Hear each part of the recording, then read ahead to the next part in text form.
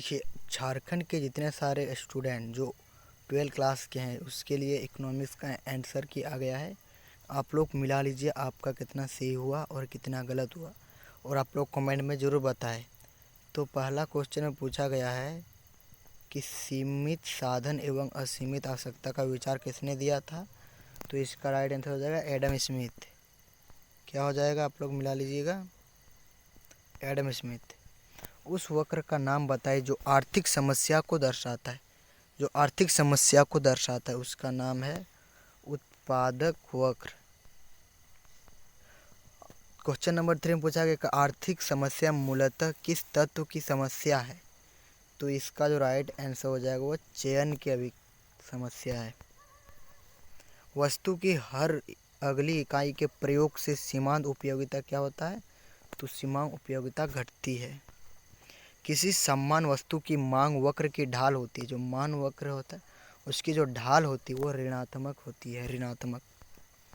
दीर्घकालीन उत्पादन फलन का संबंध निम्न में से किससे है। तो किससे है, तो ये हो जाएगा पैमानों के प्रतिफल नियम से।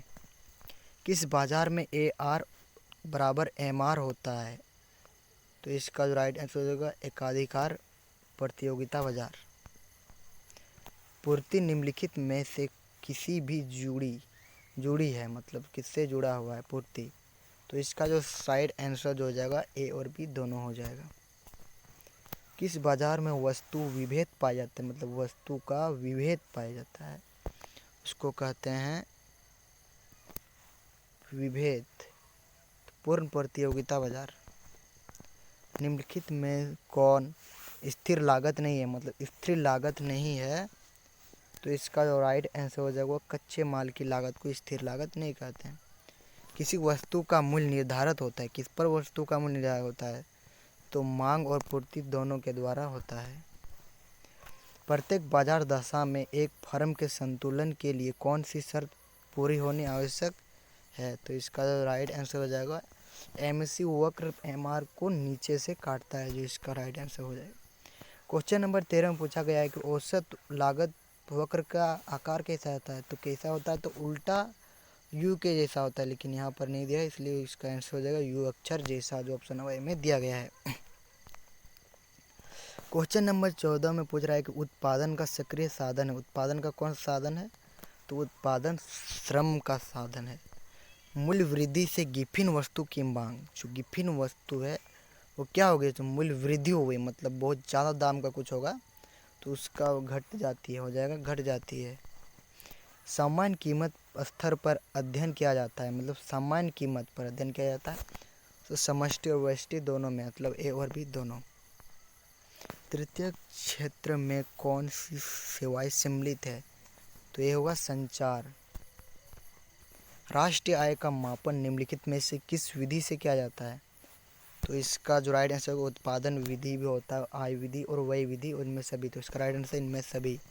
NPS का मान क्या होता है, तो NPS का मान 0 से अधिक किंतु 1 से कम होता है। मुद्रा पूर्ति का नियम करता है, जो मुद्रा किससे पूर्ति करता है, तो भारतीय bank of India, reserve bank of India करता है। कीन्स गुणांक सिद्धांत निम्नलिखित में किसके बीच संबंध स्थापित है। तो कीन्स, तो इसका जो राइट आंसर जो है वो निवेश तथा आय के बीच हो जाएगा। निम्नलिखित में से कौन अप्रत्यक्ष कर है, जो अप्रत्यक्ष कर है। तो सीमा शुल्क भी हो सकता है, बिक्री सीमा, इनमें सभी। विदेशी विनिमय दर का निर्धारण होता है। तो इसका जो राइट आंसर मांग और पूर्ति बल द्वारा।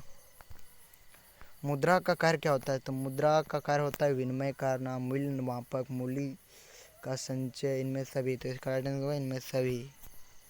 बजट के संगठक निम्नलिखित में से किसे है। तो बजट के लिए है, तो बजट के लिए बजट प्राप्ति और बजट व्यय, इनमें, मतलब इसका जो राइट आंसर A और B दोनों हो जाएगा। राजकोषीय नीति के अंतर्गत निम्नलिखित में से शामिल होता है। तो क्या शामिल होता है, तो इनमें सभी होता है। और इसका जो वीडियो पाना चाहते हैं ऐसे ही, तो लाइक सब्सक्राइब जरूर करें। जय हिंद, वंदे मातरम, जोहार झारखंड।